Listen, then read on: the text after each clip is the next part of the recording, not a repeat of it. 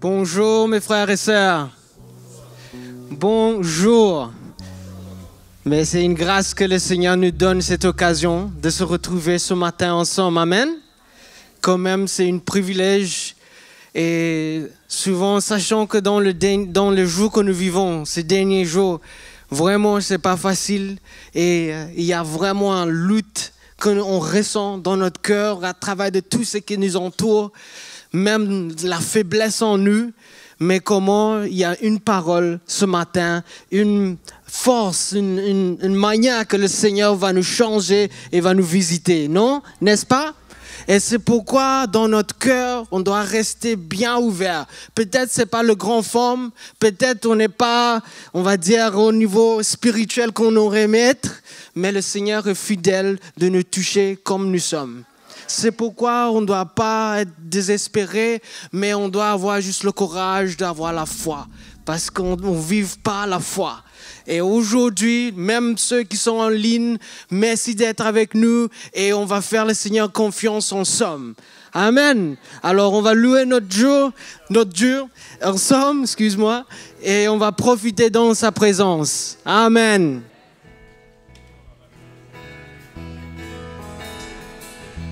Mon sauveur, rédempteur, tu m'as retiré du péché. Ta puissance m'a changé.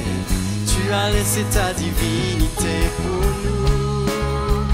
Délivrés à jamais, tu nous as retrouvés dans ce monde égaré. Tu es venu nous délivrer à jamais. Tu nous as retrouvés dans ce monde égaré. Jésus, tu vis. Jésus, tu vis. Tu es ressuscité. Tu as tout accompli pour nous redonner la vie. Alléluia, pour ta bonté. Mon sauveur, rédempteur, tu m'as retiré du péché. Ta puissance m'a changé. Tu as laissé ta divinité pour nous. Délivrés à jamais, tu nous as retrouvés dans ce monde égaré. Tu es venu nous délivrer à jamais. Tu nous as retrouvés dans ce monde égaré. Jésus, tu vis, tu es ressuscité. Tu as tout accompli pour nous redonner la vie. Alléluia, pour ta bonté. Mon sauveur rédempteur, mon sauveur rédempteur, tu m'as retiré du péché. Ta puissance m'a changé. Tu as laissé ta divinité pour nous. Délivrés à jamais, tu nous as retrouvés dans ce monde égaré. Tu es venu nous délivrer à jamais. Tu nous as retrouvés dans ce monde égaré. Jésus, Jésus, tu vis, tu es ressuscité. Tu as tout accompli pour nous redonner la vie. Alléluia, pour ta bonté. Jésus, tu vis. Jésus, tu vis. Tu as tout cité. Tu as tout accompli pour nous redonner la vie. Alléluia. Jésus, tu vis. Oh, Jésus, tu vis. Tu es ressuscité. Tu as tout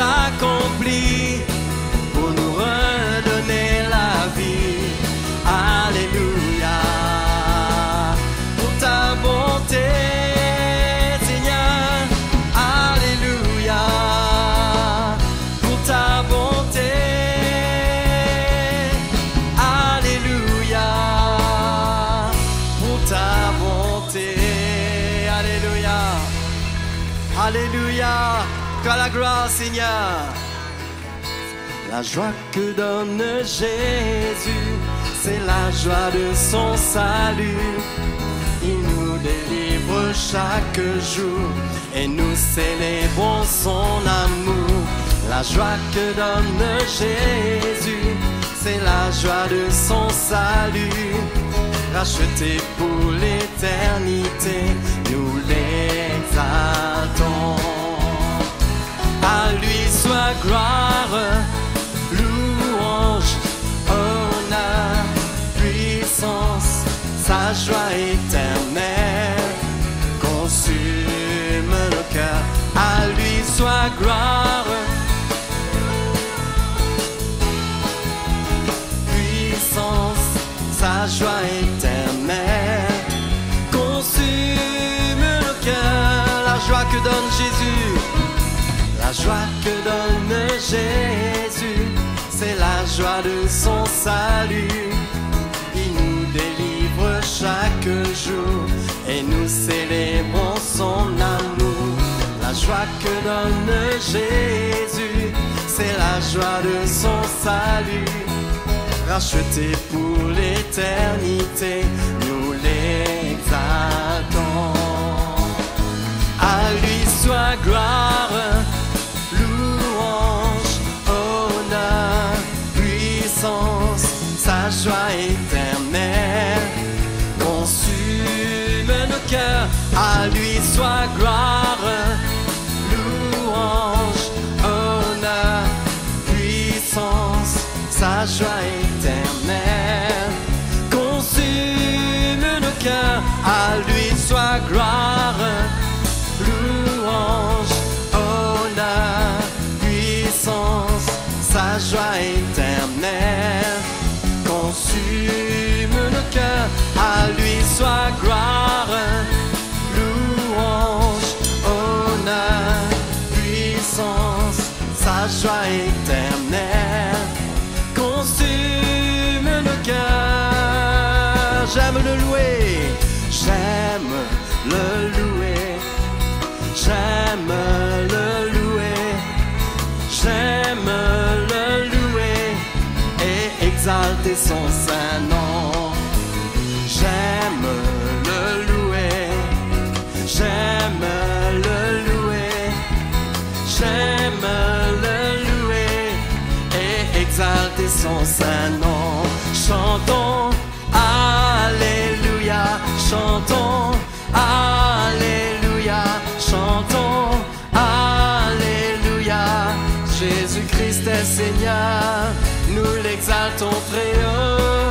J'aime le louer, j'aime le louer, j'aime le louer, j'aime le louer et exalter son saint nom. J'aime le louer ce matin, Alléluia.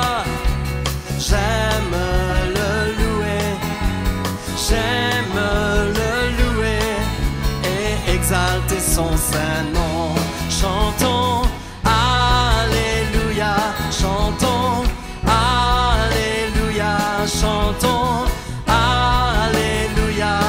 Jésus-Christ est Seigneur, nous l'exaltons très haut. Chantons, chantons Alléluia, chantons Alléluia, chantons Alléluia. Jésus-Christ est Seigneur, nous l'exaltons très haut. J'aime élever le nom de Jésus et le chanter de tout mon cœur. J'aime élever le nom de Jésus, le nom le plus élevé. Je veux lui donner ma vie, mon être entier pour le servir d'un cœur pur et zélé.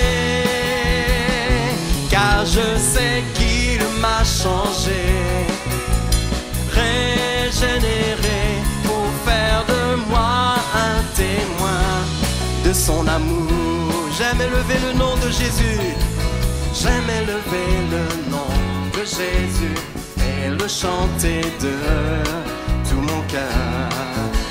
J'aime élever le nom de Jésus, le nom le plus élevé. Je veux lui donner ma vie, mon être entier, pour le servir d'un cœur pur et zélé. Car je sais qu'il m'a changé, régénéré, pour faire de moi un témoin de son amour. Je veux lui donner ma vie, je veux lui donner ma vie, mon être entier, pour le servir d'un cœur pur et zélé. Car je sais qu'il m'a changé, régénéré, pour faire de moi un témoin de son amour, pour faire de moi un témoin de son amour, pour faire de moi un témoin de son amour. Alléluia, Seigneur. C'est vrai, tu nous as changés, tu as régénéré nos cœurs, Seigneur. Alléluia. Aujourd'hui, nous t'appartenons, Seigneur Jésus. C'est pourquoi, Seigneur, nous venons pour t'adorer, nous venons pour te louer, pour te rendre grâce, Seigneur, rendre gloire à notre Dieu. Alléluia. Parce que tu nous as changés, Seigneur. Tu nous as transportés, Seigneur, dans ton royaume. Alléluia. Oh, que ton nom soit glorifié, Seigneur Jésus. Seigneur, j'élève ton nom. J'aime chanter tes louanges. Tu es venu me sauver. Quel bonheur de te connaître. Tu es descendu sur terre pour me chercher, de la terre jusqu'à la croix, pour me sauver, de la croix jusqu'au tombeau, et du tombeau jusqu'au ciel. Seigneur, j'élève ton nom. Seigneur, j'élève ton nom. J'aime chanter tes louanges. Tu es venu me sauver. Quel bonheur de te connaître. Tu es descendu sur terre pour me chercher, de la terre jusqu'à la croix, pour me sauver, de la croix jusqu'au tombeau, et du tombeau jusqu'au ciel. Seigneur, j'élève ton nom. Seigneur, j'élève ton nom. J'aime chanter tes louanges. Tu es venu me sauver. Quel bonheur de te connaître. Tu es descendu sur terre pour me chercher, de la terre jusqu'à la croix, pour me sauver, de la croix jusqu'au tombeau, et du tombeau jusqu'au ciel. Seigneur, j'élève ton nom. Tu es descendu sur terre pour me chercher, de la terre jusqu'à la croix, pour me sauver, de la croix jusqu'au tombeau, et du tombeau jusqu'au ciel. Seigneur, j'élève ton nom. Seigneur, j'élève ton nom. Seigneur, j'élève ton nom. Alléluia, Seigneur Jésus. Oh, merci, Seigneur. Oh, nous t'adorons ce matin, Seigneur. Nous t'adorons, Seigneur Jésus. Oh, que ton nom soit glorifié, Seigneur. Que ton nom soit glorifié. Seigneur, tu as fait tout ce parcours que nous venons de chanter. Seigneur, seulement pour venir nous chercher, seulement, Seigneur, pour nous, seulement, Seigneur, pour nous emmener dans ton royaume. Seigneur, merci pour tout cela. Merci, Seigneur, pour ta mort. Merci, Jésus, pour tout ce que tu as fait, Seigneur, tout ce que tu as accompli pour nous, Seigneur, notre Dieu. Alléluia. Sois mon berger, sois mon rocher, sois mon bouclier en tout temps. Sois mon berger, sois mon rocher, sois mon bouclier en tout temps. Sois mon berger, sois mon berger, sois mon rocher, sois mon bouclier en tout temps. Sois mon berger, sois mon rocher, sois mon bouclier en tout temps. Tu es ma force, tu es ma force et mon bouclier. En toi seul mon cœur veut se confier. Ton secours me remplit d'allégresse, car tu m'élèves sur ton rocher. Sois mon berger, sois mon rocher, sois mon bouclier en tout temps. Sois mon berger, sois mon rocher, sois mon bouclier en tout temps. Tu es ma force, ma persévérance. Tu es ma force, ma persévérance. Tu es le rocher des délivrances. Tu m'as choisi comme ton héritage. Je suis brisé devant ta bonté. Sois mon berger, sois mon berger, sois mon rocher.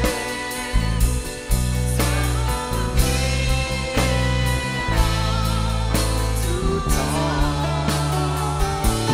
Sois mon berger, sois mon rocher, sois mon bouclier en tout temps. Et je te loue, et je te loue, et je t'exalte, Seigneur, et je te bénis par mes chants.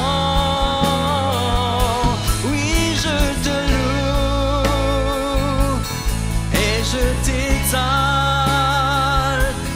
et je te bénis par mes chants. Sois mon berger, sois mon berger, sois mon rocher, Seigneur, sois mon bouclier en tout temps. Oui, sois mon berger, sois mon rocher, mon bouclier en tout temps. Alléluia. Oh Jésus, je t'adore, mon Dieu. Jésus, je t'adore. Sois mon berger ce matin, Seigneur. Conduis-moi, Jésus. Conduis-moi dans tes voies, Seigneur. Sois mon berger, mon Dieu. Je viens pour t'adorer, Seigneur. pour me soumettre à ta volonté, Jésus. Alléluia,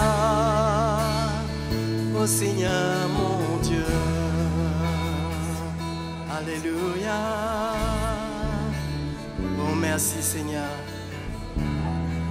Merci Seigneur, Dieu Tout-Puissant. Alléluia, alléluia. Toi la gloire Seigneur. Majesté, à lui la majesté, à Jésus soit louange, honneur et gloire.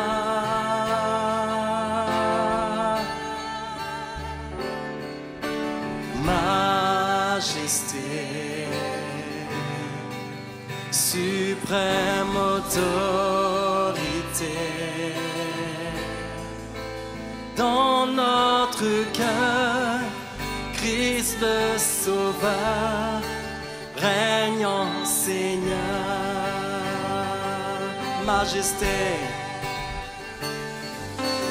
majesté, à lui la majesté, à Jésus soit louange, honneur et gloire.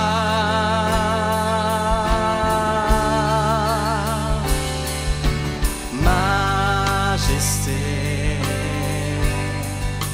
suprême autorité, du haut des cieux, du haut des cieux, son règne vient sur tous les siens.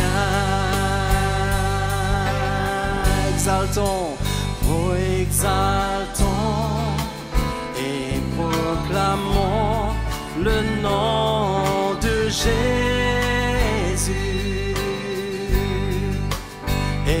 Exaltons et célébrons Jésus-Christ le roi. Majesté, majesté, à lui la majesté, dans notre cœur, dans notre cœur, Christ le Sauveur, régnant Seigneur. Majesté, alléluia, majesté, à lui la majesté, à Jésus, à Jésus soit louange, honneur et gloire. Alléluia, majesté, suprême autorité, du haut des cieux, son règne vient sur tous les siens. Proclamons, proclamons et glorifions le nom de Jésus. Exaltons et célébrons Jésus-Christ le roi. Majesté, majesté, à lui la majesté, dans notre cœur, Christ le Sauveur, régnant Seigneur. Chantons encore majesté, majesté, à lui la majesté, dans notre cœur, Christ le Sauveur, régnant Seigneur, dans notre cœur, Christ le Sauveur règne en Seigneur. Dans notre cœur, Christ le Sauveur règne en Seigneur. Alléluia, à toi la majesté ce matin, Jésus. Nous t'adorons, Seigneur. Nous t'adorons, Seigneur, Dieu Tout-Puissant. Alléluia, Jésus. Nous t'adorons, notre Roi. Alléluia. Oh, à toi la majesté, Seigneur. À toi la majesté, Jésus.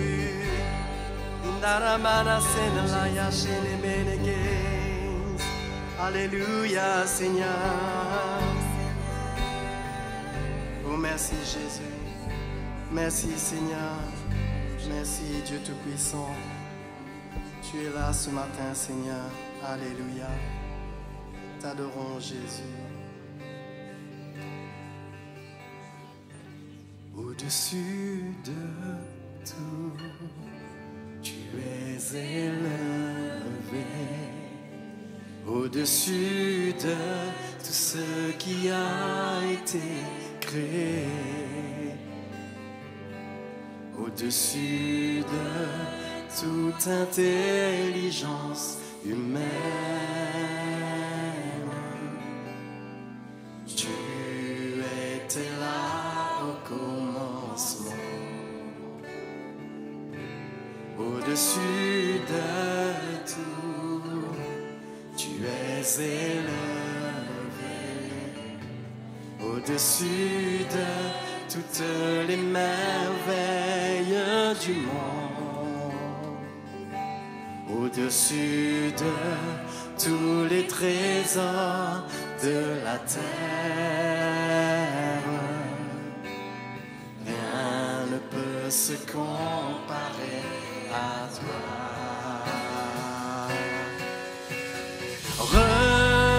Rejeté, abandonné de tous, crucifié, tu as souffert pour tous, tu es mort, brisé sur la croix,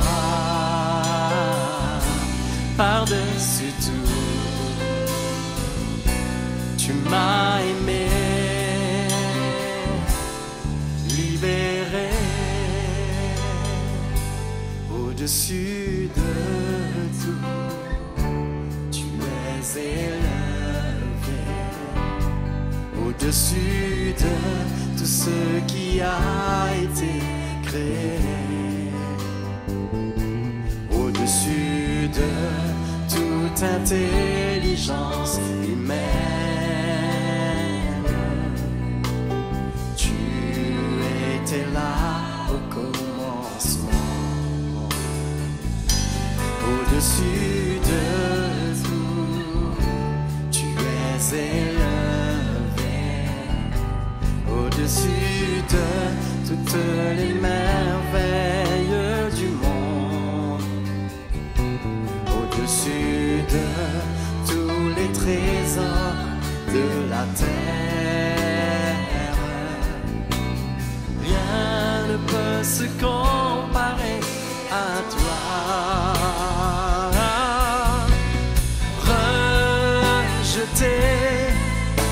Abandonné de tous, crucifié, tu as souffert pour tous, tu es mort, brisé sur la croix, par-dessus tout, tu m'as aimé, libéré.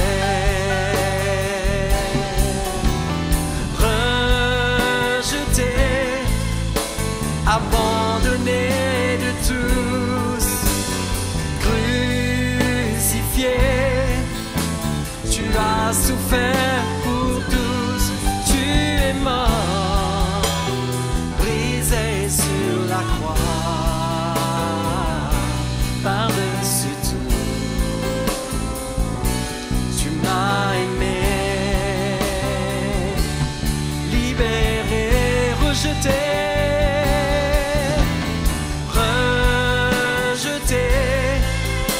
abandonné de tous, crucifié, tu as souffert pour tous, tu es mort, brisé sur la croix, par-dessus tout, tu m'as aimé, libéré, tu es mort, Seigneur. Tu es mort, brisé sur la croix, par-dessus tout, tu m'as aimé, libéré. Alléluia, nous t'adorons Jésus, nous t'adorons Seigneur de gloire. Pour ta présence au milieu de nous, Jésus, nous t'honorons, Seigneur. Nous élevons ton saint nom, Jésus. La grâce que tu nous accordes, Seigneur, de nous visiter encore ce matin dans ton assemblée. Et d'un même cœur, pour pouvoir monter vers toi ces louanges, ta adoration, parce que tu en es digne, Seigneur. Merci, Seigneur, pour ton œuvre dans nos vies. La grâce que tu nous accordes, Seigneur, de pouvoir honorer ton saint nom et s'approcher de toi avec cette conviction de l'Esprit. Tu nous as franchis, Seigneur, par ton Esprit. Tu nous as donné ton Saint-Esprit afin qu'on puisse t'offrir des actions de grâce à travers nos vies. Porter ce sacrifice qui glorifie ton nom, Seigneur, nos vies. Combien ce matin nous voulons encore te servir. Nous voulons être des vrais serviteurs, de vrais servants dans ta maison. Nous voulons venir avec un cœur humble devant toi. Et en toutes circonstances, te donner la gloire qui te revienne. Merci Jésus. Merci Seigneur. Mes frères et sœurs, nous pouvons vraiment acclamer le Seigneur ce matin pour sa présence au milieu de nous. Amen. Vous pouvez vous asseoir. Pour sa présence. La Bible nous dit qu'il règne au milieu de son peuple. Et c'est bon d'avoir cette conviction de l'Esprit là où on s'assemble. La parole de Dieu nous dit, si 2 ou 3, il est au milieu de nous. Quelle grâce. Amen. Et ce matin, ce privilège que nous avons encore, de pouvoir encore se réunir, et vraiment d'avoir foi et confiance dans le Seigneur pour tout ce qu'il veut faire au milieu de l'Église avant cette fin de temps. Amen. Avant que tout se termine, Dieu veut faire encore, il veut nous équiper, nous purifier. Et c'est bon ce matin d'être dans cette attitude d'un cœur qui est prêt à être à l'écoute de la parole de Dieu. Amen. Pas simplement à l'écoute les paroles, les mots, mais la parole de Dieu qui est vivant. Et la Bible nous dit qu'il est esprit et vie.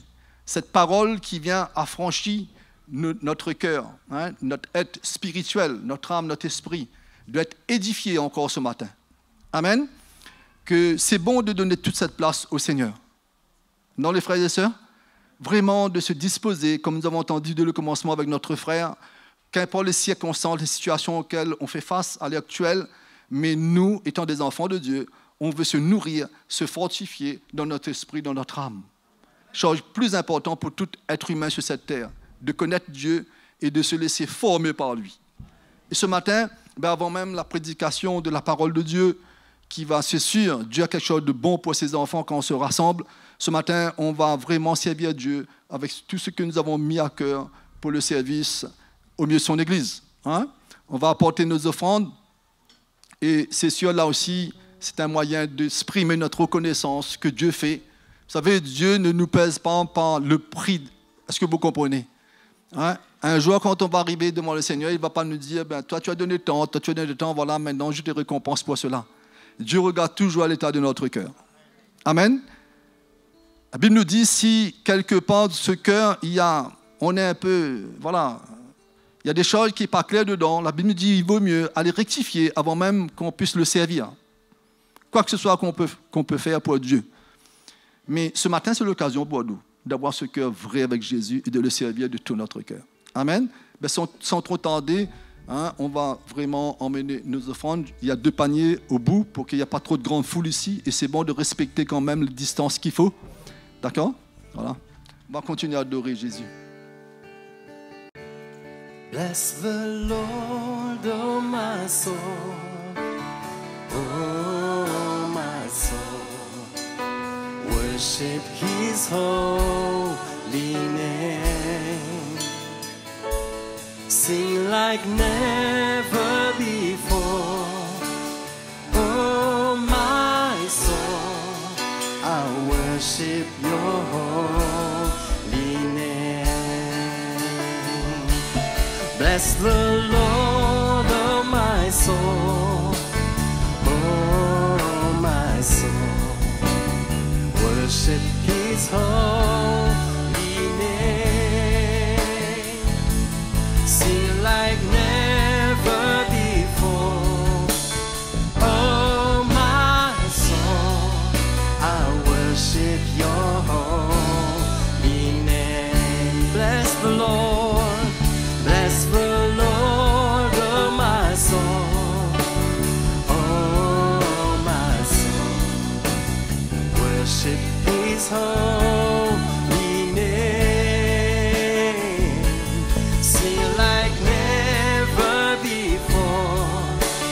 Oh my soul, I worship Your holy name. Bless the Lord, bless the Lord, oh my soul, oh my soul. Worship His holy name.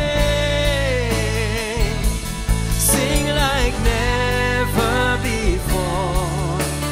Oh my soul, I worship Your holy name. I will worship Your holy name. I will worship Your holy name.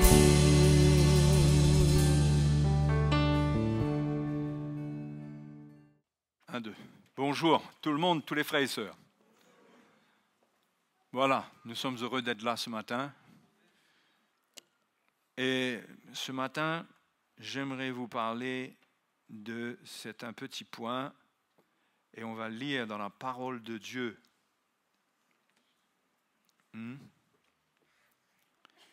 La parole de Dieu. Alors, où est-ce qu'on va aller ce matin? Dans Proverbes, livre des Proverbes,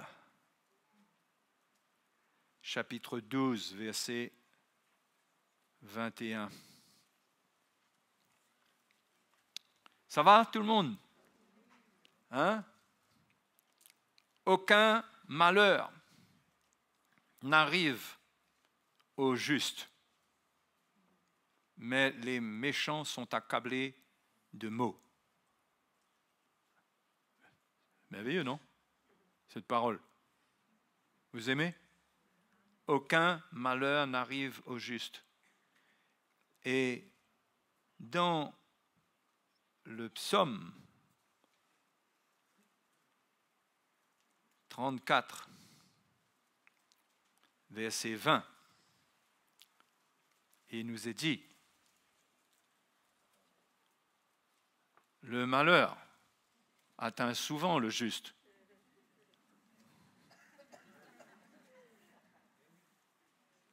Vous allez continuer à croire en la Bible après? Hein? Le malheur atteint souvent le juste, mais l'Éternel l'en délivre toujours. Ah, c'est risqué de commencer une prédication comme ça, hein? Hein? Ce que la parole de Dieu veut montrer, premièrement, il y a des écrits qui sont là et dans lesquels le Saint-Esprit peut nous conduire pour trouver un certain encouragement.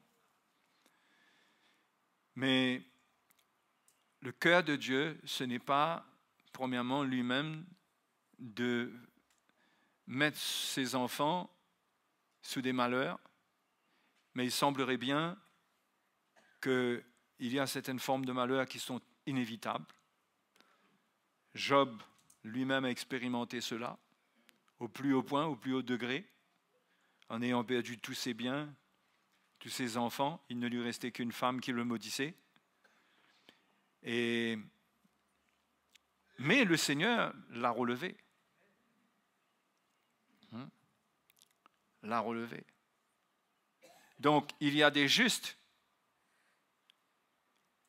à qui il n'arrive pas certains malheurs, et il y a des justes à qui il arrive certains malheurs.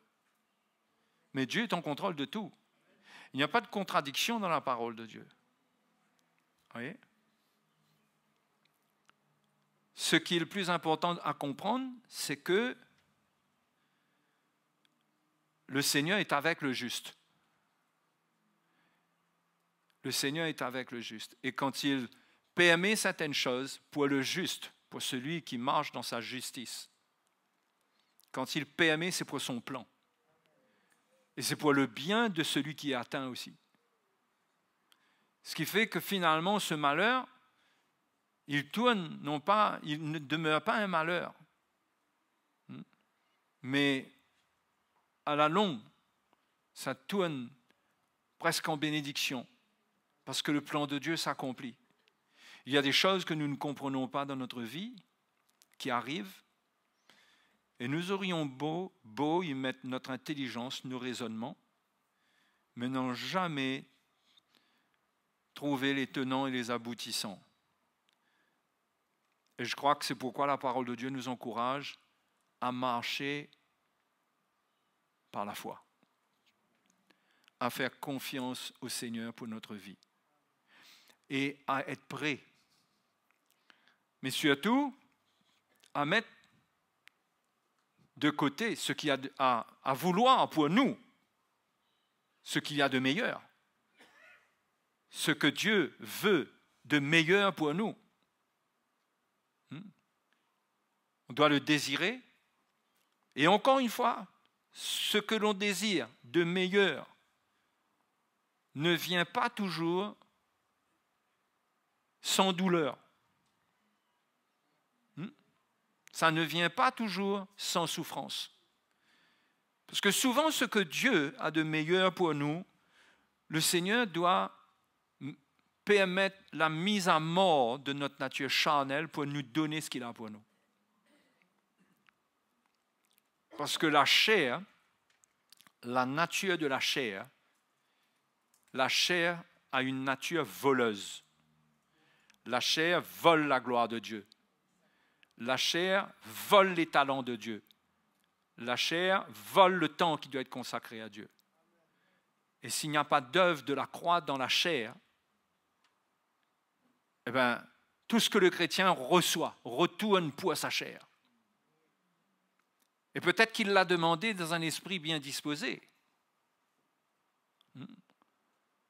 Parce que l'esprit est bien disposé, l'esprit est prêt, on est prêt à faire des promesses. À dire, Seigneur, si tu fais ça, eh bien voilà, moi ce que je vais faire. Mais ça rejoint ce que Jésus a dit, l'esprit est bien disposé, mais la chair est faible. C'est pourquoi on se retrouve souvent, si Dieu n'œuvre pas en nous, à renier nos engagements, à être trouvés infidèles, déloyaux. Mais c'est pourquoi l'œuvre de Dieu, l'œuvre du Seigneur, elle bouscule nos vies, elle nous fait vivre des choses parfois qui nous font mal, qui nous font très mal. Et le Seigneur sait toutes choses. Il faut vraiment marcher par la foi. Avoir foi en lui, c'est pas dire je crois en Dieu qui ne va pas permettre que je souffre. Qui ne va pas permettre que j'ai des problèmes. Si vous avez foi en Dieu pour ça, vous vous trompez.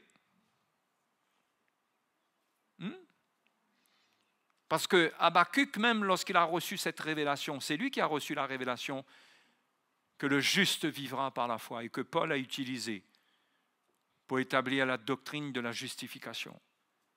Habakkuk même était dans la souffrance.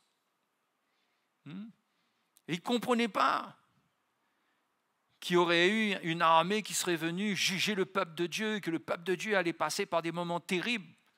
Mais c'est à cause de cela que Dieu lui a dit « le juste vivra par la foi ». Oui. Et ce n'était pas la promesse qu'il n'y aurait pas eu de problème. Mais il fallait rester dans la foi avec sa vie, quelle que soit la circonstance. Et parce que ce vrai esprit de foi ne se trouve pas dans l'Église, cela produit beaucoup de découragement. Et l'Église n'est pas équipée à prendre sa croix. Elle n'est pas équipée, elle n'est pas préparée à souffrir pour Christ.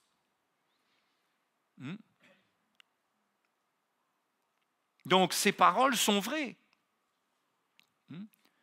Aucun malheur ne va atteindre le juste. Premièrement, il faudra aller bien regarder dans le contexte. Le malheur ne veut pas dire qu'il n'y aura pas de souffrance. Et à partir de quel moment Dieu estime que c'est un malheur? Quand Dieu, lui, il a un plan dans quelque chose pour nous. Nous, notre regard humain peut nous faire appeler malheur quelque chose que Dieu trouve qui est bon pour nous. C'est pourquoi nous devons rester dans la foi.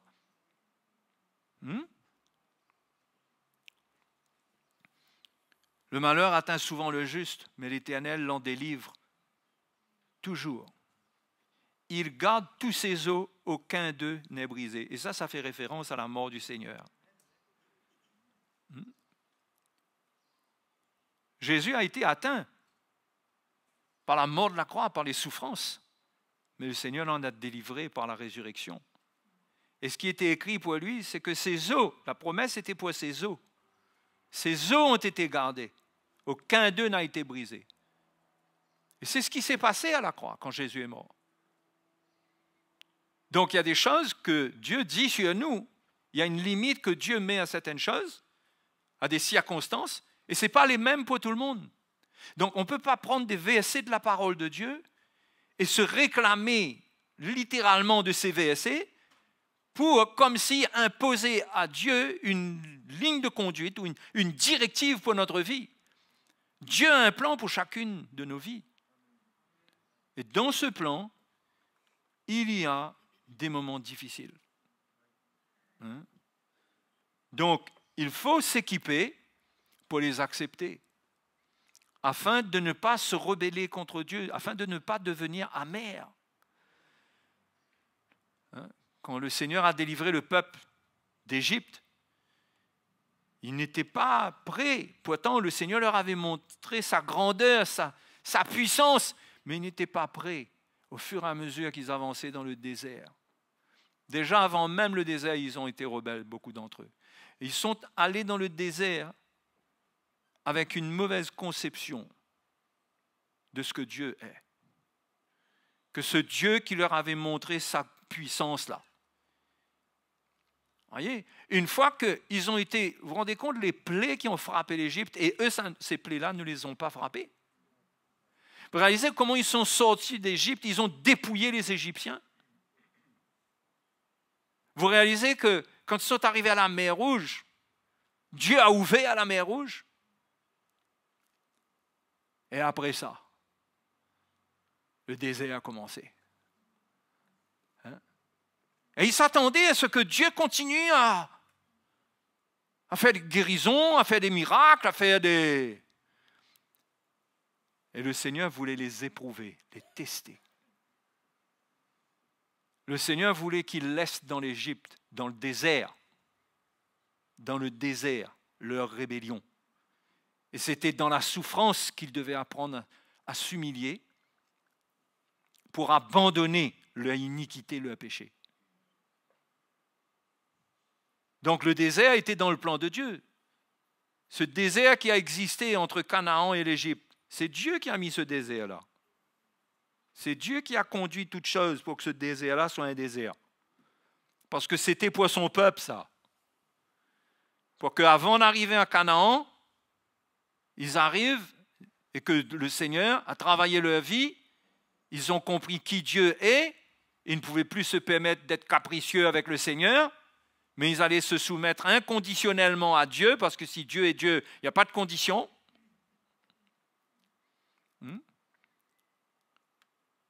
Mais ils ont ronflé. Parce que sitôt qu'il a commencé à y avoir un petit peu de problème,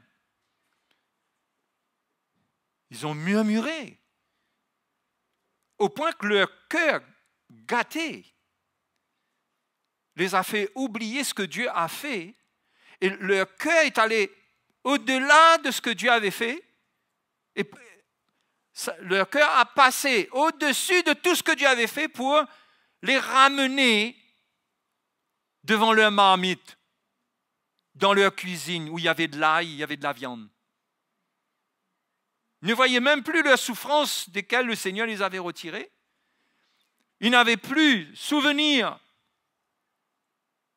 de la délivrance miraculeuse que Dieu avait opérée. Oubliez ça, leur cœur s'était complètement gâté et ils ont commencé à dire: Moïse, tu nous as emmenés ici pour mourir.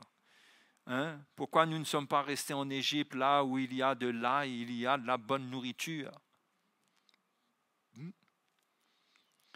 Et la Bible nous dit que ces choses ont été écrites pour notre instruction, afin que nous n'ayons pas de mauvais désirs. C'est-à-dire que dans les moments d'épreuve, que nous ne laissions pas les mauvais désirs prendre le dessus. Oui, parce que les mauvais désirs prennent le dessus. C'est l'avertissement qui a été donné à Job. Lorsque l'un de ses amis lui a dit, il dit: Job, prends garde au mal parce que la souffrance t'y dispose. Prends garde de te livrer au mal parce que la souffrance t'y dispose. La souffrance dispose l'homme au mal lorsqu'il ne comprend pas. C'est pourquoi Jésus est venu et il nous donne l'exemple de sa souffrance et il nous montre qu'est-ce qu'il y a dedans. Job n'avait pas cela. Le peuple d'Israël n'avait pas cet exemple-là. Hein? Mais nous, aujourd'hui, nous avons l'Évangile, nous avons le message de la croix pour nous enseigner, pour nous montrer qu'est-ce qu'il y a dans les moments difficiles, dans comment il y a le travail de Dieu dedans. C'est pourquoi nous devons faire attention à la lumière qui vient en nous pour nous éclairer, lumière qui s'appelle Évangile. Si nous allons dans Ésaïe chapitre 5,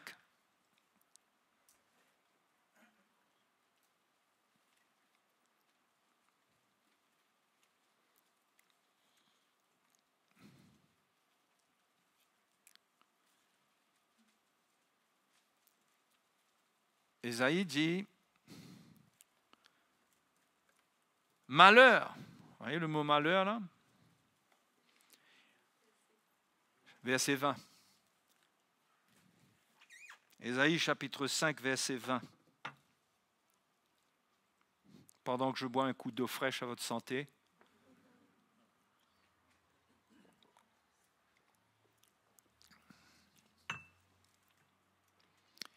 Malheur à ceux qui appellent le mal bien et le bien mal, qui changent les ténèbres en lumière et la lumière en ténèbres, qui changent l'amertume en douceur et la douceur en amertume. Malheur à ceux qui sont sages à leurs yeux et qui se croient intelligents. Hein? Ces deux malheurs-là, ça parle de quoi? De ceux qui ont leur manière de voir les choses. Ils ont leur définition de la moralité, de la vie, du monde. Ils n'ont pas la définition que Dieu donne. Ils n'épousent pas la pensée du Seigneur. Ils ont leur opinion. Ils sont sages à leurs yeux, ils se croient intelligents. Au lieu de s'appuyer sur la sagesse de Dieu dans sa parole, sur l'intelligence de Dieu révélée dans sa parole, parce que quand Dieu nous donne sa parole est la vérité. Ils ont leur opinion qui est contraire à ce que Dieu dit. Et ils deviennent provocateurs même. Le verset 18 dit, et qui disent, verset 18 dit, malheur à ceux qui tirent l'iniquité avec les cordes du vice, c'est-à-dire malheur à ceux qui s'attachent à l'iniquité avec les cordes de la vanité, il y a une version qui dit, de ce qui est vide. Et le péché comme avec les traits d'un char. Et qui disent qu'il hâte, qu'il accélère son œuvre afin que nous la voyions. Que le décret du Saint d'Israël arrive et s'exécute afin que nous le connaissions. Alors là, soit c'est de la provocation, soit c'est ne pas réaliser qu'on n'est pas prêt à ce qu'on est en train de dire là. C'est comme tous ceux qui veulent voir l'avènement du Seigneur et qui sont en train de vivre dans le péché, qui ne réalisent pas, qu'ils ne vont pas voir ce qu'ils croient qu'ils verront. Et plus devant, la parole de Dieu nous dit que c'est par le jugement, le verset 16 plutôt nous dit, l'Éternel des armées sera élevé par le jugement et le Dieu saint sera sanctifié par la justice. C'est-à-dire que quand quelqu'un croit quelque chose qui n'est pas de lui et qu'il utilise le nom du Seigneur pour faire valoir que pour lui c'est de Dieu, Dieu devra rendre justice là-dessus. Dieu devra prouver que ce n'est pas vrai. Il le fera par le jugement et par la justice. C'est dangereux d'avoir des opinions et de proclamer le nom du Seigneur sur des choses qui sont fausses. C'est le sens même du mot vanité, là, au verset 18, où c'est écrit « Malheur à ceux qui tirent l'iniquité avec les cordes du vice ou les cordes de la vanité. » Le mot hébreu, là, parle de ceux qui utilisent le nom du Seigneur vainement. Utilisent le mensonge. Ils vivent dans le mensonge. Et à cause de ça, ils sont prisonniers de l'iniquité. Ils appellent le mal bien et le bien mal. Vous réalisez quand on en arrive à là, on finit sans le réaliser par s'opposer à Dieu. Et parfois sans le réaliser, parce qu'on est aveugle. Finalement, le malheur, ce n'est pas le malheur que Dieu veut, c'est le malheur que le chrétien provoque lui-même, parce qu'il n'a pas foi dans le Seigneur. Vous comprenez? Il n'y a pas un Dieu qui veut qu'on souffre des malheurs, mais il y a des choses qui sont inévitables dans la vie.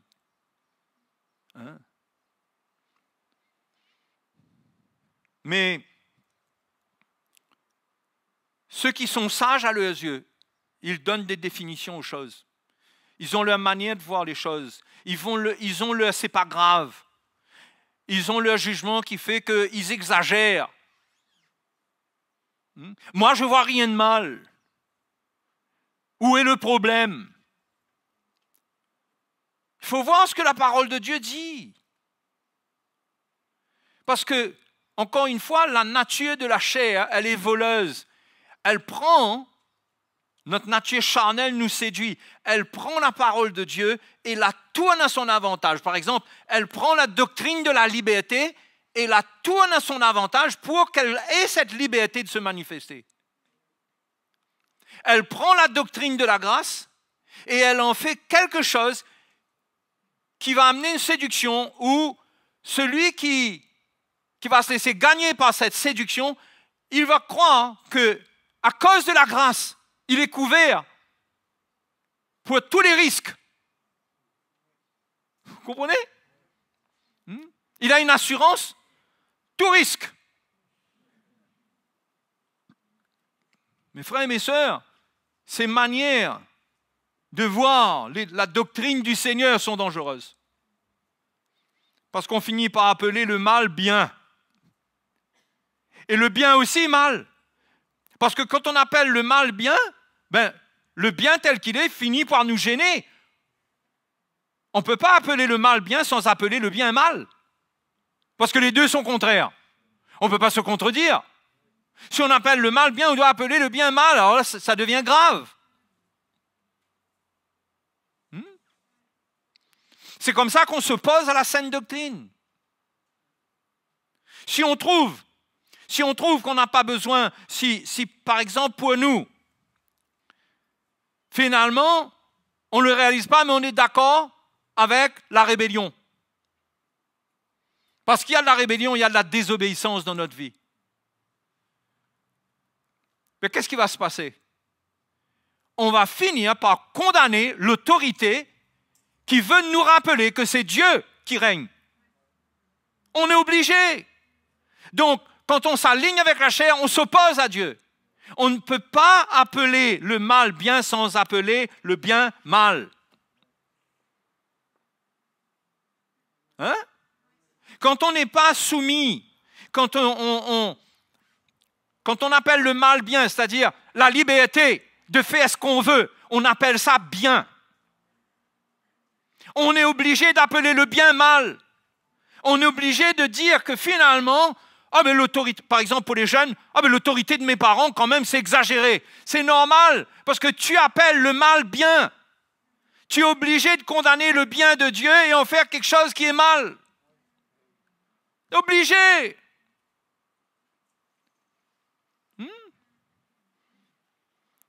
Et on ne peut pas faire croire qu'on est d'accord avec le mal et le bien. Si on appelle le mal bien, on appellera le bien mal. Et on va changer, malheur à ceux qui changent les ténèbres en lumière. Et la lumière en ténèbres, pareil. Quand tu changes les ténèbres en lumière, eh bien la lumière devient ténèbres. Qui change les ténèbres en lumière. Qui voit la lumière dans des choses qui sont ténébreuses. Qui voit que c'est bon. Qui voit que c'est de Dieu là où c'est pas de Dieu. C'est un petit jeu dangereux, ça. Et Ésaïe, lui, vous savez, le prophète Ésaïe, moi j'aime le prophète Ésaïe. Extraordinaire. Il dit malheur. C'est pas, il ne parle pas de malédiction, il dit malheur. Il nous faut être d'accord avec la parole de Dieu, telle qu'elle est écrite.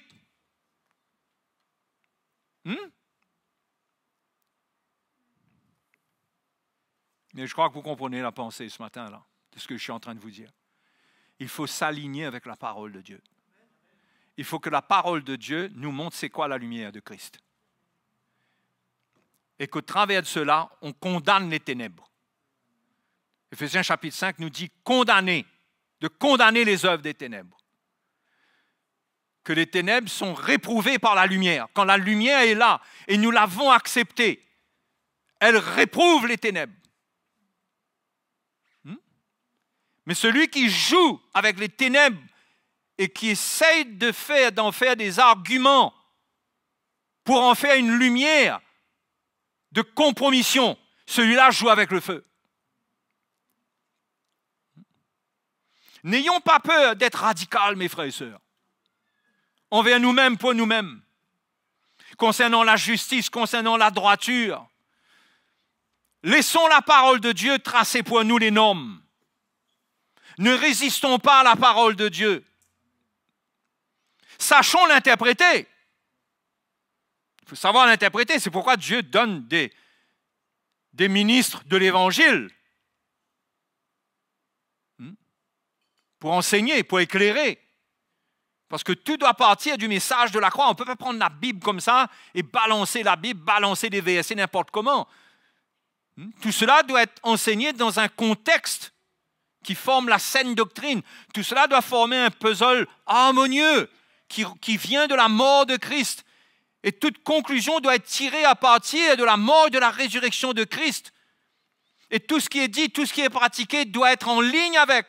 Donc, il faut qu'il y ait des hommes qui enseignent ça, qui nous éclairent. Parce qu'on ne peut pas comprendre cela par nous-mêmes.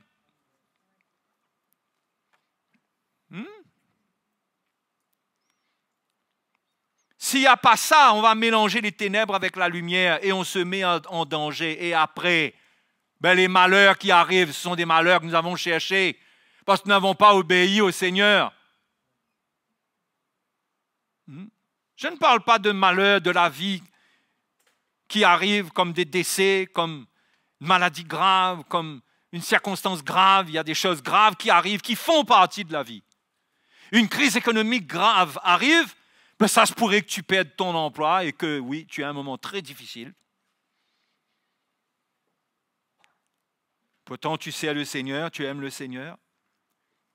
Mais là, je parle du malheur qui fait suite à la désobéissance. Où l'on ne veut pas se soumettre à la pensée de Christ. Où on veut faire les choses selon le plaisir de notre chair. Les jeunes, très souvent, ils ont la tentation de vouloir un évangile qui ne vient pas contre la convoitise de leur chair, qui les amène, qui leur fait croire que c'est normal qu'ils sont dans une étape de jeunesse où ils veulent vivre certaines choses et que c'est normal qu'ils veulent vivre parce que c'est la vie et que l'évangile qui vient s'opposer à ça, ça ne peut pas être la lumière. On la refuse.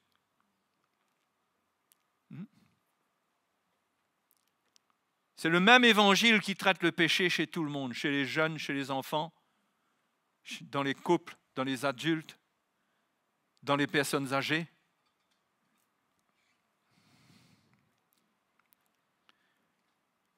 Malheur à ceux qui appellent le mal bien et le bien mal, qui changent les ténèbres en lumière et la lumière en ténèbres. Il faut faire attention.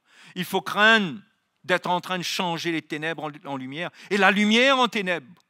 Changer la parole de Dieu en ténèbres. L'interpréter à notre manière. Y mettre notre grain de sel par nos raisonnements corrompus. Tirer des conclusions qui ne sont pas passées par le filtre du message de la croix. Tirer des conclusions par nous-mêmes, par notre intelligence corrompue. Et de dire, ça c'est ma lumière. En réalité, tu as tiré ça de la parole de Dieu, tu en as fait des ténèbres. Et on peut prendre la parole de Dieu et en faire un message de l'ennemi. Oui. Ésaïe dit, malheur à ceux qui changent l'amertume en douceur et la douceur en amertume. Ah, là, c'est un point sensible. Et là, ouvrez bien vos oreilles, parce que ça, c'est directement lié au message de la croix. Qui changent l'amertume en douceur. Qui ne comprennent pas l'œuvre de la croix. Quand la croix de Christ présente une coupe amère, et qu'on est là, nous, à vouloir la changer en douceur, à vouloir emmener un message qui rassure dans le mauvais sens, qui amène quelqu'un au lieu qu'il continue à prendre sa croix, qui l'aide à retirer sa croix sur lui, ou qui l'aide à sortir de sa croix et à lui dire, c'est pas normal. Vous savez combien d'évangiles existent comme ça? C'est pas normal que tu souffres comme ça. C'est pas normal que tu sois pauvre. C'est pas normal que tu vives dans le manquement. C'est pas normal que tu sois malade. C'est pas normal que ton conjoint t'a quitté. C'est pas normal que tes enfants, ils sont pas contents avec toi. C'est pas normal, c'est pas normal, c'est pas normal. Mais il y a des choses qui arrivent. Dieu nous en délivre toujours si nous venons à lui par la vérité. Le Seigneur sera avec nous pour nous restaurer. Mais nous devons comprendre et accepter qu'il y a des choses amères, il y a des coupes amères qu'il faut boire. Et il ne faut pas la transformer en douceur. Il ne faut pas chercher à l'éviter en compromettant. Quand il y a de l'amertume, mes frères et mes sœurs, quand la vie est difficile, c'est Dieu qui doit nous retirer de ça. Il faut faire attention que dans un moment difficile, pour sortir de là, on devienne voleur. Hein? On pourrait avoir la tentation, on a besoin de manger, on a faim, et on entend les poules du voisin tous les matins. Et nous, on a 2 goyaves dans la cour. Hein? Moi, j'ai des goyaves chez moi, personne n'y touche. Mais si on n'a que ça, on entend les poules à côté. Tous les matins, ça nous travaille même.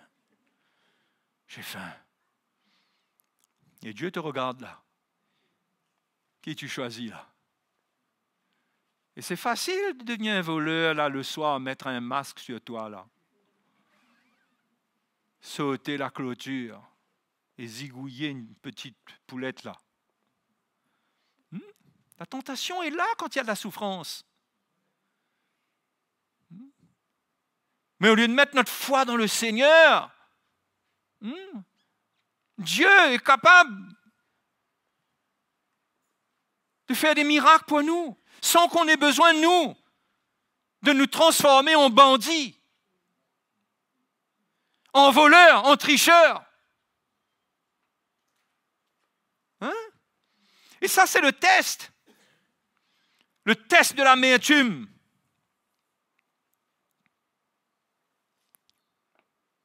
Un gros test, hein? Le test de la solitude quand on est seul et que ça dure et ça dure et ça dure et qu'on veut se marier. Que ce soit les jeunes, que ce soit n'importe qui. Mais que dit la parole de Dieu si je veux me marier? Il faut bien regarder ce que Dieu dit. Qu'est-ce que Dieu dit là-dessus? Ce n'est pas parce que j'ai un besoin de me marier, que je dois aller rentrer dans un concubinage parce que j'ai besoin d'un compagnon, ou bien que je dois me marier avec le premier venu parce qu'il y a un besoin. Non, Dieu reste Dieu. Qu'est-ce qu'il veut, lui? Et se soumettre à Dieu jusqu'à ce qu'il nous donne ce qu'il y a de meilleur ou qu'il ne nous donne rien parce que c'est ce qu'il y a de meilleur pour nous. Vous avez mis ça dans votre plan?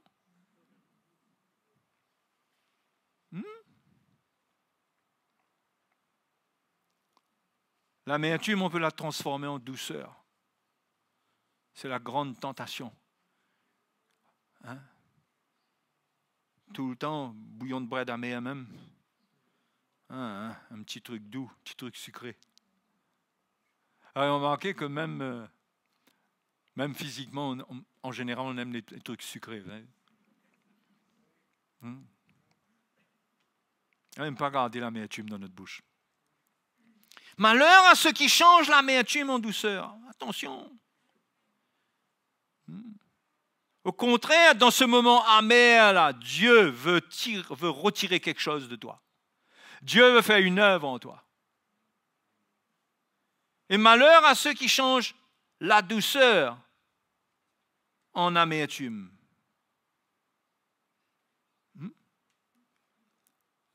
Parce que quand c'est le moment de la douceur et que c'est de Dieu, attention de la transformer en amertume. Attention de venir gêner l'œuvre de Dieu dans la vie des gens et de les troubler. Quand ils sont en paix, attention de mettre la main dedans et de venir amener du trouble là où ça va. Vous savez, ça c'est quand on n'a pas de révélation de l'Évangile. Quand on a une Bible, ce n'est pas parce qu'on a une Bible qu'on a une révélation de l'Évangile. Quand on a une Bible sans révélation de l'Évangile, on a tout ce qu'il faut pour être dans la confusion. Si vous avez une Bible sans avoir la révélation de l'Évangile, vous avez tout pour être dans la confusion. Je viens de vous prouver là. Les 2 premiers versets qu'on a lus.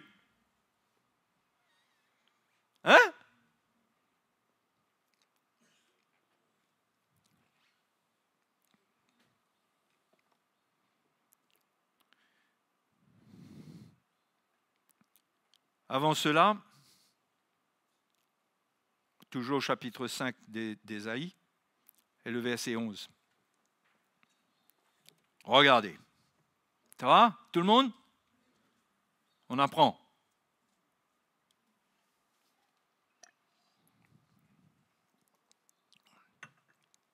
Jésus a dit heureux ceux qui mettent en pratique sa parole. Et non pas ceux qui lui font des louanges sur le chemin de la croix pour lui dire bénis soient les mamelles qui t'ont allaité. Parfois dans nos louanges on est pareil. Alléluia Seigneur, gloire à Dieu, sois béni. Et qui sait ce que le Seigneur a envie de nous dire? Est-ce qu'il reçoit les louanges ou il a quelque chose à nous dire et à nous reprocher par rapport à notre louange qui est vide? Vous comprenez? Du style, oui, vous me bénissez, mais heureux celui qui met en pratique ma parole. C'est ça qui compte. Verset 11. Malheur à ceux qui de bon matin courent après les boissons enivrantes et qui bien avant, dans la nuit, sont échauffés par le vin. Ce n'est pas mon thème là. Littéralement, j'espère que vous n'êtes pas dans ce cas. Sinon, vous devez vous repentir, parce que la Bible dit les ivrognes n'hériteront pas le royaume de Dieu. Verset 12 dit la harpe et le luth, le tambourin, la flûte et le vin animent le festin. Mais ils ne prennent point garde à l'œuvre de l'Éternel, et ils ne voient point le travail de ses mains. Vous voyez? Là, ils sont dans le fête avec la harpe, la luth, le tambourin, la flûte.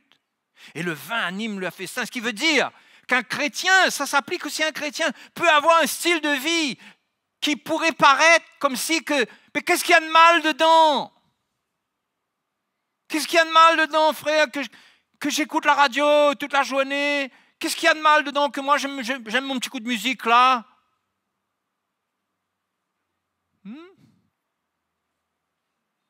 J'ai mon petit divertissement.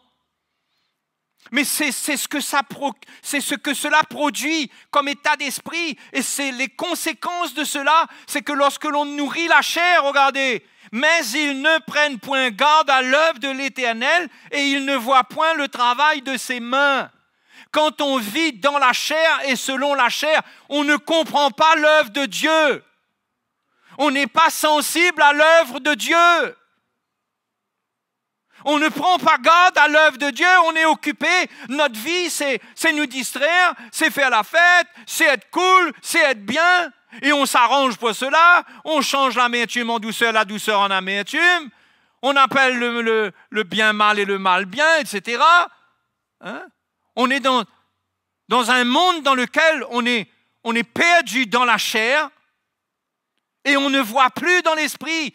On ne conçoit plus ce qui est spirituel. On ne voit plus les choses d'un point de vue spirituel. On ne comprend pas l'œuvre de la croix dans notre vie. On ne l'accepte pas parce que la harpe va se casser, le tambourin va se briser.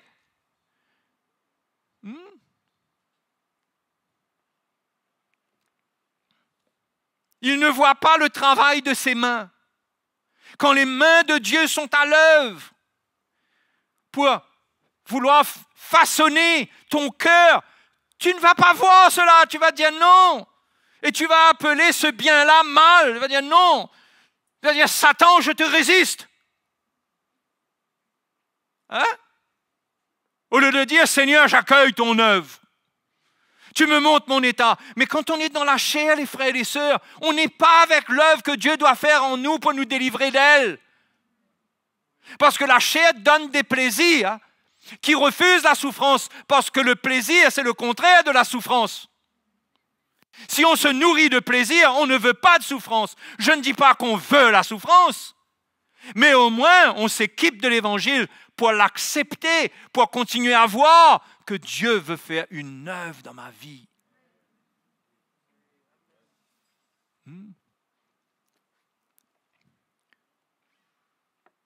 Mais ceux qui courent après des choses qui entretiennent leur chair, là l'exemple est extrême, de bon matin, courir après les boissons enivrantes et avant la nuit être déjà échauffé par le vin. Ceux qui courent après les choses de la chair, ils ne voient pas l'œuvre de Dieu. Ils ne comprennent pas comment prendre en main leur foyer. Ils n'arrivent pas à éduquer leurs enfants. Ils ne comprennent pas ce que Dieu est en train de faire dans le cœur de cette jeune fille ou de ce jeune garçon. Parce qu'ils sont tellement pris dans leur vie. Ils sont avec l'esprit du monde. Ils ne sont pas avec l'esprit de Dieu. Donc, ils ne voient pas là qu'est-ce que Dieu veut faire là. Comment collaborer avec l'œuvre de Dieu. Et ils finissent par travailler contre ça. Ils détruisent l'œuvre du Seigneur. Ah, et les frères et sœurs?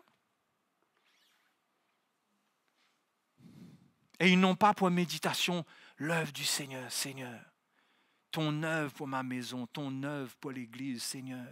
Je veux rester éveillé pour participer, pour voir quelle part j'ai, ce que tu attends de moi.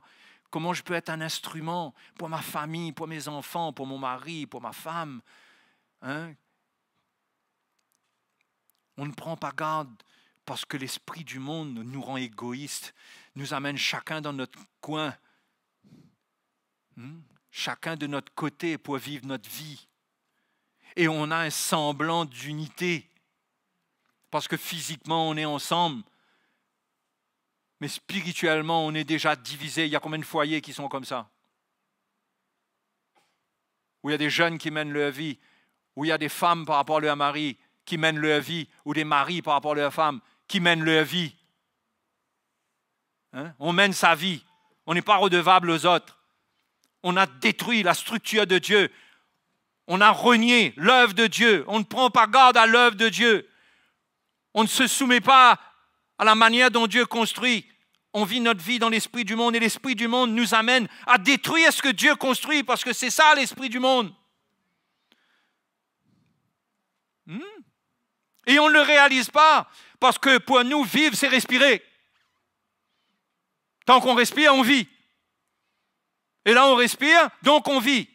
Et c'est pareil, on va à l'église, donc on est chrétien.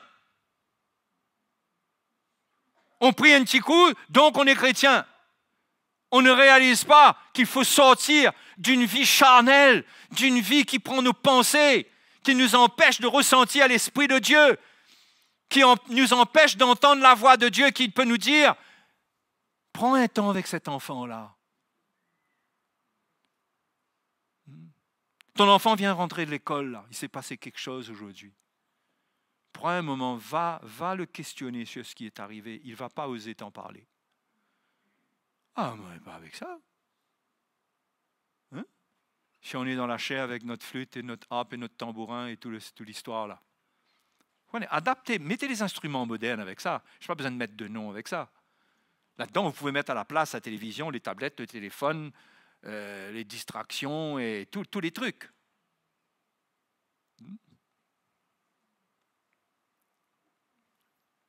Donc,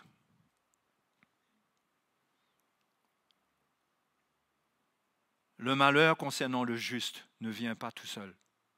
Soit Dieu l'éprouve parce que Dieu veut lui donner quelque chose de meilleur, comme cela nous est donné par l'exemple de Job. Soit il est châtié lui-même par sa propre désobéissance, parce qu'au lieu d'obéir à l'Évangile, il fait les choses selon sa propre sagesse. Et si vous allez lire, il y a toute une liste de malheurs. Là, Le verset 8 dit « Malheur à ceux qui ajoutent maison à maison ». Verset 8, Ésaïe 15, Ésaïe 5. Vous avez vu là? Ça parle de quoi? Parce qu'il faut retirer l'esprit qui est derrière. Ça veut dire quoi? Malheur à ceux qui ne vivent pas dans le contentement. Malheur à ceux qui veulent s'enrichir. Malheur à ceux qui veulent et qui en veulent encore et qui veulent encore. Quand ils ont fini d'avoir suffisamment, ils veulent encore. Malheur à eux. Ce n'est pas pour rien que Paul dit l'amour de l'argent est une racine de tous les maux. Ceux qui veulent ajouter. On a un salaire, on veut ajouter encore. Quand on a fini d'ajouter, on veut ajouter encore. Et on n'arrive plus à prendre garde à l'œuvre de Dieu. On vit pour le matérialisme. On n'est plus sensible dans l'esprit. Malheureusement, beaucoup de parents croient que prendre soin de leurs enfants, c'est bien leur donner à manger, s'assurer qu'ils mangent très très bien et s'assurer qu'ils aient un avenir. À côté de ça, on vient à l'église en espérant que Dieu va toucher son cœur un jour. Il faut travailler à tout ça, mes frères et mes sœurs. Il faut travailler à ça. Il faut éduquer, il faut instruire l'enfant, il faut prier avec lui. Il faut lui montrer qu'est-ce que Dieu dit. Allez lire un petit peu de la série des malheurs, là. Pas pour se condamner et tout ça, mais pour comprendre. Parce que Ésaïe vient amener le cri du cœur de Dieu qui se déchire pour son peuple qui ne veut pas obéir.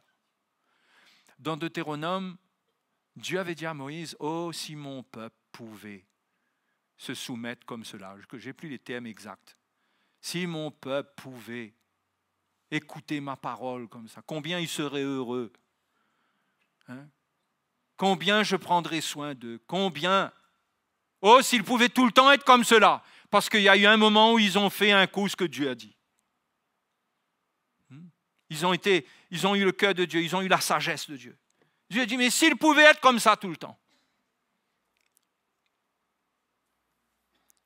Les paroles d'Ésaïe aujourd'hui ne s'adressent pas à nous comme des paroles de malédiction. Nous ne sommes pas sous les malédictions. Dieu ne maudit personne, Dieu ne condamne personne. Mais par la grâce, Dieu nous appelle à sortir de ce qui fait notre malheur, c'est-à-dire la chair, le péché, le monde, à sortir, à nous séparer pour être dans la paix. Hein? Les frères et les sœurs, cherchez une vie simple pour être en paix. C'est difficile ça, hein? Trouver une vie simple. Une vie simple. Mais le Seigneur est grand. Si vous voulez vous laisser convaincre et obéir au fur et à mesure que l'enseignement vient vers vous, vous allez trouver la paix. Et dans le malheur et dans le moment difficile, vous allez trouver le soutien du Seigneur, la grâce du Seigneur. Alléluia. Je vais terminer, je vous dis combien dans ces derniers temps on a besoin de ça. On a besoin de la grâce de Dieu. Pas comme quelque chose qu'on dit, on va compter sur sa grâce. Non, mais ressentir qu'on parle à un Dieu qui nous entend. On sait que là, on a une communion avec lui parce que notre cœur n'est pas orgueilleux, parce qu'on est sincère, on le cherche, on veut faire sa volonté et on est en train de renoncer à nous-mêmes, on est en train de prendre notre croix et quand on lui parle, il nous entend et quand il nous entend, il met sa parole dans notre cœur, son esprit nous réconforte. On a besoin de cela dans les temps actuels, mes frères et mes sœurs. On ne peut plus aujourd'hui avoir une vie chrétienne superficielle où on suppose que Dieu écoute, que Dieu est avec nous, où on prend la Bible, on est obligé de nous dire à nous-mêmes ce que la Bible dit. Mais il faut que l'Esprit de Dieu nous fasse vivre ce que la Bible dit. C'est pas que la Bible dit, c'est bon. La Bible dit, mais il faut que ça devienne vrai dans ma vie. Si j'ai de l'orgueil dans ma vie, si je n'ai pas de soumission, ça ne sera pas vrai pour moi. Ça sera ce que la Bible dit, mais Dieu ne me le dit pas. Et je suis perdu si Dieu ne me parle pas. Dans ces derniers temps, si Dieu ne nous parle pas, mes frères et mes sœurs, de plus en plus, comment on va faire là? Hein? Comment on va faire là? Vous devez chercher le Seigneur et comprendre le plan du Seigneur et prendre au sérieux et être prêt à ce que l'on vous dise, mon frère, tu es en danger. Et prenez un choc et dire, moi je me croyais bien. Être prêt.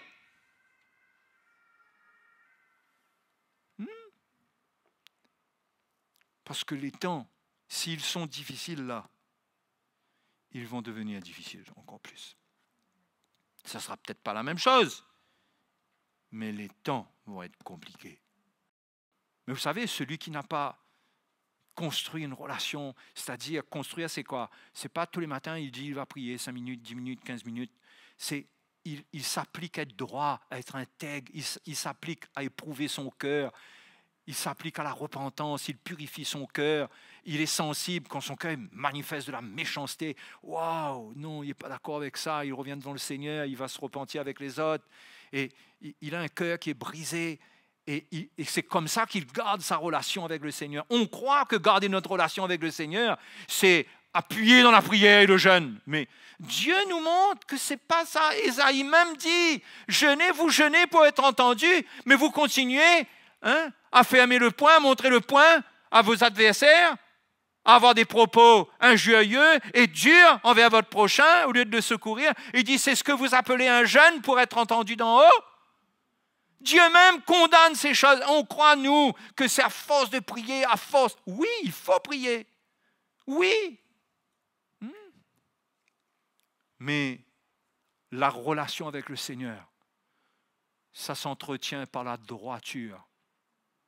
Dieu a dit à Abraham, sois intègre, marche devant ma face et sois intègre. Ta récompense sera grande, je serai ton bouclier. Sois intègre, Abraham. C'est ce que Dieu nous demande, mes frères et mes sœurs. D'être intègre, d'être droit, de ne pas appeler le bien mal et le mal bien. On n'est pas droit quand on ne reste pas du côté de la parole de Dieu pour condamner le mal et qu'on se justifie, qu'on trouve que c'est bon, c'est normal, qu'on est en colère, c'est normal qu'on a dit des choses qu'il ne fallait pas dire, c'est normal qu'on est dans des états que Dieu a déjà condamnés dans sa parole, au lieu de se repentir et d'appeler le mal mal et d'appeler le bien bien. Ceux qui marchent comme ça, ils entretiennent un cœur qui reste en relation avec Dieu. Parfois, ils prieront 5 minutes. Dieu aura déjà entendu leur prière, ça sera fait. Parfois. Mais ceux qui n'ont pas un cœur droit, là, ils essayent de prier. C'est pour ça qu'ils sont fatigués. Parce qu'ils n'ont pas le bénéfice de la douceur, du murmure, du doux murmure de Dieu. Ils n'ont pas ce bénéfice-là, ils ne connaissent pas ça. Prier, c'est comme causer dans le vide. Mais celui qui est droit, qui a un cœur brisé, qui se repent, il rencontre le cœur de Dieu dans la prière. Et Dieu le fortifie. Et Dieu lui, quelque part, c'est comme si Dieu lui parle. Dieu lui montre, je vais prendre soin, ne t'inquiète pas, continue toi. Oui? Si on ne trouve pas ça, mes frères et sœurs, dans les derniers temps, là, ça va être difficile. Écoutez bien, mes frères et sœurs. Ça va être difficile. Ce n'est pas l'Église qui va vous sauver. Il faut trouver ça par votre marche, vous individuellement, une marche pure et droite devant le Seigneur. Prêt à entendre la réprimande du Seigneur, à se repentir. Passez votre temps à vous justifier, vous verrez, vous vous retrouverez à des milliers de kilomètres de la présence de Dieu au fur et à mesure. Jusqu'à ce qu'un jour, vous ne fassiez pas la différence entre votre présence dans le monde et votre présence ici-dedans. Vous trouverez inutile de venir là. Non, mais c'est grave. C'est grave comment le cœur peut aller. Donc, voilà pour ce matin. C'est venu comme ça. Mais je crois que le Seigneur veut avertir son Église, avertir son peuple, que c'est le moment de prendre très au sérieux la parole de Dieu. Surtout, non seulement pour l'écouter, être enseigné, mais surtout pour la mettre en pratique. Afin que notre cœur reste fondé sur le fondement, ancré. Et qu'on ressent que là, il y a quelque chose qui nous tient, qu'on est inébranlable. Alléluia.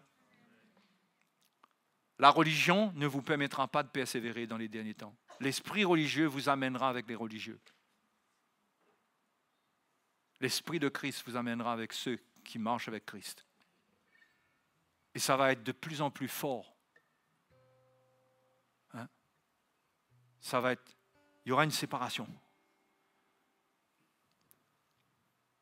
Choisis la vie afin que tu vives.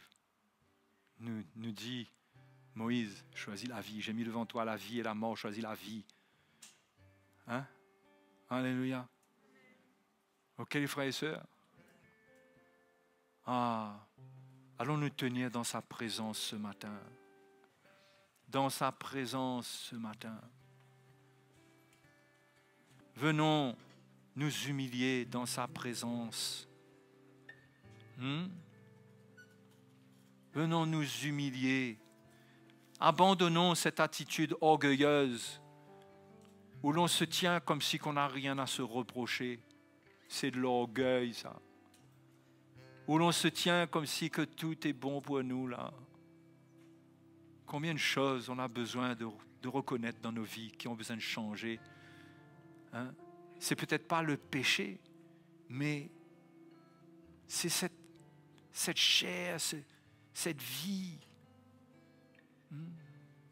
qui n'est pas agréable à Dieu, qui veut s'attacher à Dieu pour de la religion, qui veut croire en lui pour ce qu'elle peut gagner de lui, mais qui ne veut pas croire en lui pour ce que lui peut offrir à Dieu. Ce matin, humilions-nous devant le Seigneur.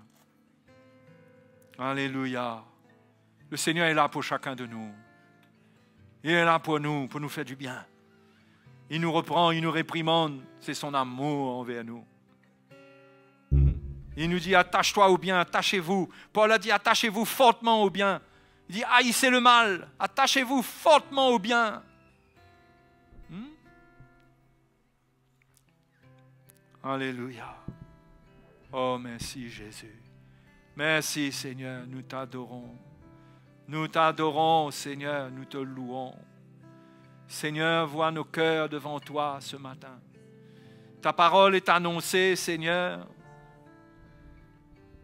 dans les limites de ce que je suis moi-même quand je parle de ta part. Mais Seigneur, tu nous nourris malgré la faiblesse de l'homme. Tu nous éclaires, tu nous montres tes voies, tu nous fais connaître ce que tu nous appelles à vivre. Ce matin, répands ton esprit au milieu de nous. Donne vie à ce qui a été semé dans nos cœurs. Que ta parole soit vivante dans nos cœurs. Qu'elle amène à la repentance. Qu'elle porte à la repentance. Qu'elle amène à des changements. À porter du fruit. Oh Dieu, merci pour ta grâce. Merci pour ta grâce. Oh, alléluia.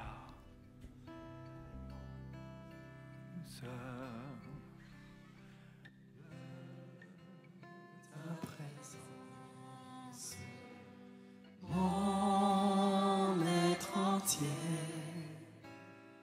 veut t'adorer.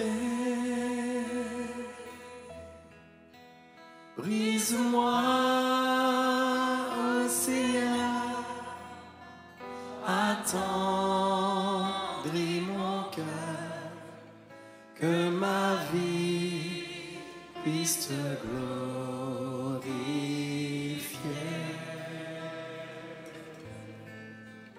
Que ma vie puisse te glorifier.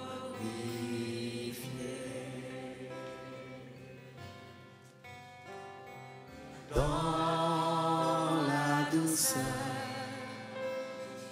de ta présence, mon être entier veut t'adorer. Brise-moi, Seigneur, attendris mon cœur, que ma vie puisse te glorifier.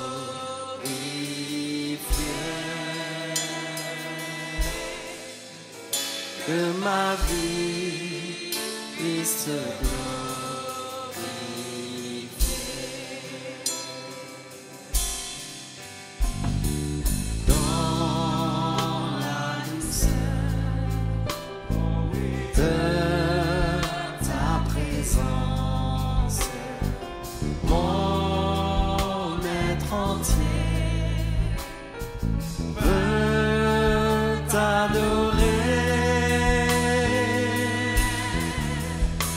Brise-moi, ô Seigneur, attendris mon cœur, que ma vie puisse te glorifier.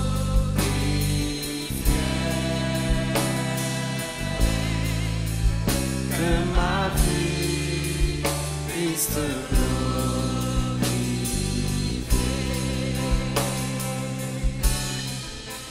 Brise-moi, ô Seigneur, attendris mon cœur, que ma vie puisse te glorifier.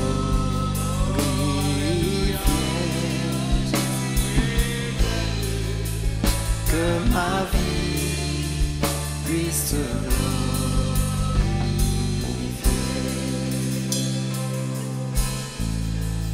Que ma vie puisse te glorifier.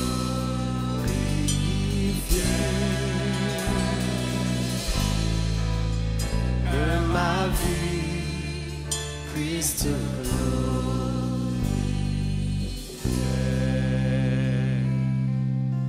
Alléluia.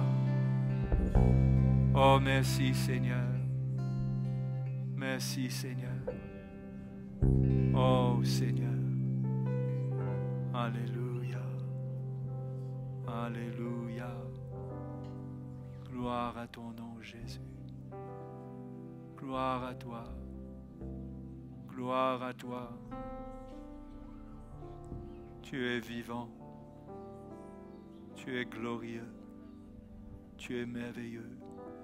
Conduis ton peuple dans la douceur de ta présence. Mes frères et mes sœurs, si votre cœur s'est endurci, il n'y a pas d'autre solution que de vous humilier et de ressentir votre misère jusqu'à ce qu'il vous élève à nouveau, jusqu'à ce que vous ressentez que votre prière, que votre cœur retrouve cette communion, de vous humilier, de vous humilier. Parce que ce n'est pas normal pour un enfant de Dieu de ne pas avoir de communion avec la présence de Dieu. Nous devons goûter à la présence de Dieu. Il y a des chrétiens qui ne connaissent pas la présence de Dieu parce qu'ils n'ont pas l'évangile qui leur permet de purifier leur cœur, de se repentir, de s'humilier afin de garder un cœur humble pour rester en communion avec le Seigneur. Si votre cœur s'est endurci, examinez-vous bien. Peut-être que l'orgueil a pris le dessus. Peut-être que vous êtes devenu autosuffisant, vous êtes devenu indépendant. Vous vous êtes cru capable de vous prendre en main. Peut-être que vous êtes dans votre coin. Personne ne connaît votre vie. Vous n'êtes pas soumis au berger que Dieu vous donne. Vous ne cherchez pas le soin. Vous vous soignez vous-même. Et tout ça, c'est de l'orgueil. C'est de l'orgueil. Ça amène des hommes, des chrétiens à dire « Moi, je ne suis pas là pour l'homme. » Encore une fois, on appelle le bien mal parce que Dieu donne des hommes pour le bien des chrétiens et il tourne ça, eux, en mal. Il y a tellement, l'orgueil peut très vite et très facilement prendre le dessus dans notre vie et nous priver de ce que Dieu a pour nous. Il y a des chrétiens qui tournent en rond pendant longtemps, qui essayent de régler leurs problèmes, qui restent dans la confusion au lieu de chercher de l'aide, d'avoir une lumière, d'avoir une parole du Seigneur avec les anciens, une prière, un soutien. Ils ont conclu, après leur déception, qu'il ne fallait plus se confier. Et le diable les a captivés, les a mis dans un piège. Parce que l'ennemi sait que tout seul, personne ne peut s'en sortir. Personne. Donc ce matin, examinez-vous vous-même, mes frères et mes sœurs. Examinez-vous pour voir l'état de votre cœur. Si Dieu vous résiste, si l'on ne ressent pas la présence du Seigneur, si on ne ressent jamais la présence de Dieu dans notre cœur, dans nos moments qu'on veut consacrer à Dieu, c'est très simple, cela veut dire que Dieu nous résiste.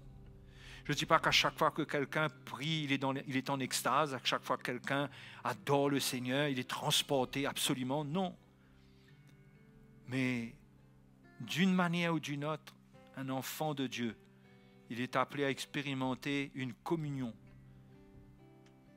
Et Dieu se fait ressentir dans cette communion. Si elle n'est pas là, mes frères, mes sœurs, allez le chercher dans la prière, dans le jeûne, allez vous humilier, dire Seigneur, j'ai perdu ça. Mon cœur s'est endurci, je te demande pardon, secours-moi, pardonne-moi. Si c'est d'un esprit de rébellion que votre cœur s'est endurci, vous devez vous repentir. Une femme rebelle envers son mari, des enfants rebelles à leurs parents, des chrétiens rebelles envers l'autorité de l'Église, rebelles envers la parole de Dieu. Ça endurcit le cœur, la rébellion. Abandonnez cela, devenez des enfants, avec des cœurs d'enfants. Cela ne vous fera pas perdre votre discernement, mais ayez des cœurs d'enfants dans l'attitude pour se soumettre, pour écouter. Et le cœur restera en forme, en bon état, pour entendre du Seigneur. Alléluia. Parce que lorsque on perd la présence de Dieu, on perd tout. Il ne nous reste plus qu'à nous accrocher à la religion de notre doctrine. Notre doctrine devient une religion. Quand on a perdu l'esprit, on a perdu. Devient une religion morte, sèche et difficile parce qu'il faut prendre sa croix. Il faut avoir cette présence du Seigneur. Il faut sonder son cœur pour ça. Pas se séduire et se justifier. Il n'y a rien qui peut nous permettre de nous justifier. Et chercher à être baptisé dans le Saint-Esprit, à parler en d'autres langues. J'espère bien pouvoir vous parler de ces choses bientôt, je l'espère. Si le Seigneur le permet, que ça sorte de mon cœur. Mais voilà. J'espère que cette matinée vous a éclairé, fortifié. Fortifié, éclairé. Parce que il est grand temps d'être imprégné de la lumière et de ne pas jouer avec les ténèbres aucunement.